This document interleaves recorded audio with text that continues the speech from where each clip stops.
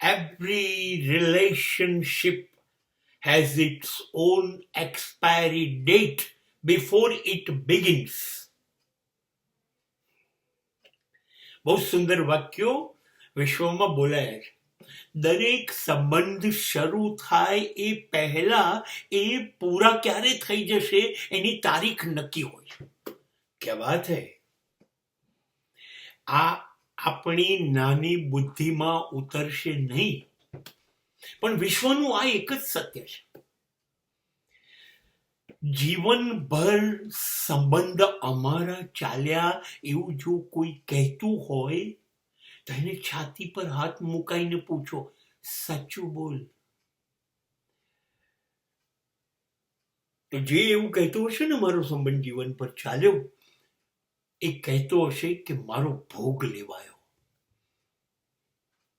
I was exploited. મારું શોષણ થયું સંબંધ જાળવવા માટે. આપણે સંબંધ બાંધીએ છીએ એટલા માટે કે એકબીજામાંથી કેટલું ખેંચી શકાય એવું છે, એકબીજામાંથી શું લાભ મળે એવું છે, તે સિવાય શું જોડાવાનું. ચલો સંબંધ રમીએ. તમે સારા, હું સારો, આપણે સારા.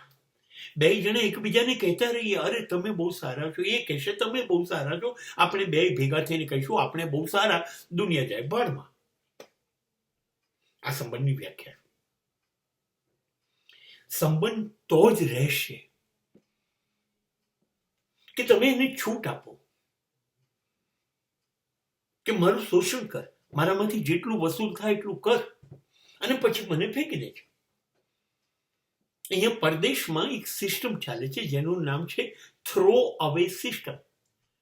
પાણીનો ગ્લાસ પાણી પીધો, હવે ગ્લાસ ફેંકી દો. પેપ્સી પીધી, ગ્લાસ ફેંકી દો. સાચવવાની શી જરૂર? આપણે એક ગ્લાસના બદલે માણસમાં વાપર્યું કે માણસનો ઉપયોગ છે, સારો કામમાં આવે છે. હા, તો એની પાસેથી જેટલું નીકળે કામ, જેટલો સ્વાર્થ, જેટલું આપણું હિત થાય કરી લો. ધેન થ્રો હિમ, ફેંકો. હવે રાખવાની જરૂર નથી. જો સંબંધો જિંદગીભર ટકતા હોત તો મા બાપના અને દીકરાના, પતિ પત્નીના, સંતાનોના આ તો એકદમ જાળવાને. કેમ ભાઈ બહેનો વચ્ચે સંબંધ નથી રહેતા? કેમ કુટુંબમાં આ તો લોહીના સંબંધ છે એ નથી જાળવતા? એના માટે આપણે સામસામી અદાલતમાં જવું પડે છે. અરે ખૂન થયા છે ને મારી નાખ્યા છે. તમે કયા સંબંધની વાત કરો છો? તો કોઈ ઇતિહાસની વાર્તા હતી? સુદામા કૃષ્ણ પાસે ગયા અને કૃષ્ણએ સુદામા જોડે દોસ્તી નિભાઈ. એ ક્યાંક કોક વાત છે.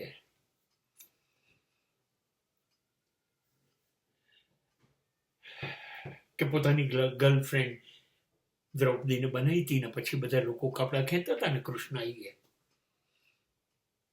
કોણ આવશે આ જમાનામાં? કૃષ્ણ ક્યાં છે?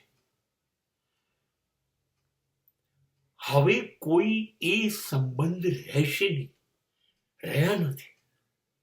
હવે આપણે એકબીજાને લૂંટવામાં પડ્યા છે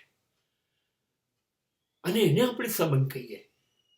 કેમ કે અંદરથી કંઈક મળવાનું ચાલુ રહે છે ને, એટલે સંબંધ છે. જે મિનિટે આપણને ખબર પડશે કે હવે એમાંથી કશું મળતું નથી, અરે હવે તો આપણામાંથી જાય છે, આપણે ઘસાવવું પડે છે, આપણો લાભ લેવાય છે, આમ તો આપણે લૂંટાઈ જઈશું, ખતમ થઈ જઈશું, એ જ વખતે સંબંધ ખતમ થઈ જાય છે. સંબંધોનું આયુષ્ય નથી, એ વેપાર છે, એ બિઝનેસ છે. એમાંથી કેટલો નફો થાય, કેટલો લાભ થાય એ જોઈને એને મુદત લંબાવવામાં આવે છે. એ સિવાય આપણને સંબંધમાં રહેવામાં એટલે રસ નથી કે આપણે લૂંટાઈ જઈશું, આપણે ઘસાઈ જઈશું, આપણને કંઈ નહીં મળે. જો મળતું હોય ત્યાં સુધી સંબંધ છે, અધરવાઇઝ યુઝ એન્ડ થ્રો.